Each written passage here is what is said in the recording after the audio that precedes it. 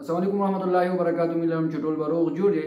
تاسو معلومه ده چې پرون د افغانستان او د پاکستان په منځ کې کوم سیریز دی پای کې رومبه میچ شو او دغه میچ افغانستان والا وګټو.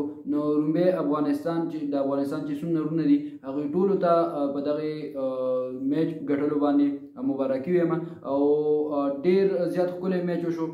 یقینا چې دا کوم سیریز دی دا به د دوانو ملکونو په منځ کې د امن د رورولۍ یو ذریعہ جوړیږي او ځکه چې دا د امن خورولو د کرکټ د امن خورولو یو بهترین ذریعہ ده. امید ساتو چې همدغه شانته به را روان میچونه کوم چې سبا له یو میچ دی یعنی په 26 تاریخ باندې یو میچ دی، یو په 27 باندې په دغه سیریز کې.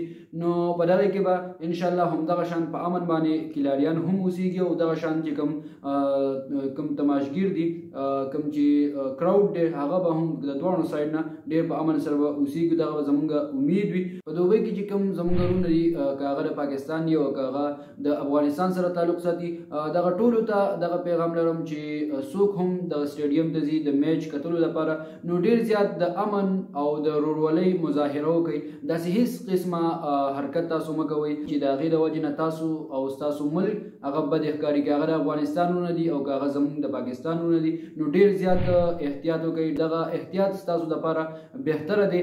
د چې کوم رولز دي کوم قانون چې دی د دوبۍ د سایډ نه دا هم ډیر زیات سخت شوی دی چې تیره پیره که تاسو کتلي ونو په هغې کې یو واقعه راغلې وه کله چې د پاکستان او د افغانستان میچ په هغې کې یو واقعه راغلې وه چې افغانستان ورونه او پاکستان ورونه چې کوم دي د هغو په خپل منځ کې جګړه شوې وه او د دغې وجې نه چې کوم دوبۍ کې کوم د دوبۍ کوم قوانینو نو هغه ډېر زیات سخت شوي وو د دغې لپاره. نو کوشش وکړئ چې داسې هېڅ قسمه واقعه په دې کې را نه شي چې هغه ستاسو دپاره ښه نه وي، ستاسو دپاره د نقصان باعث جوړېږي. افغانستان او پاکستان دواړه مسلمان ملکونه دي، دواړه اسلامي ملکونه دي، خو بیا هم زمونږ په خپل منځ کې هغه اختلاف ډېر سیوا دی.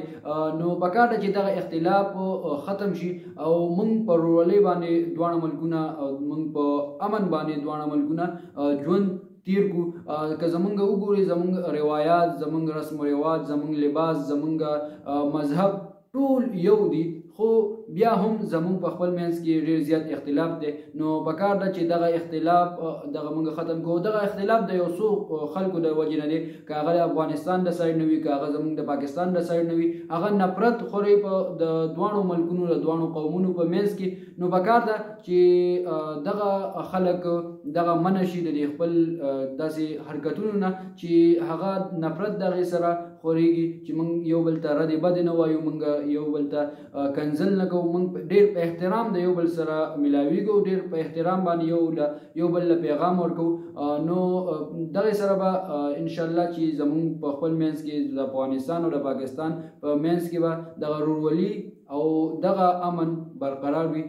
انشاءالله چې په بل ویډیو کې به تاسو سره ملاقات کیږي. تر هغې پورې راکړئ ماله اجازت. د لوی الله په امان.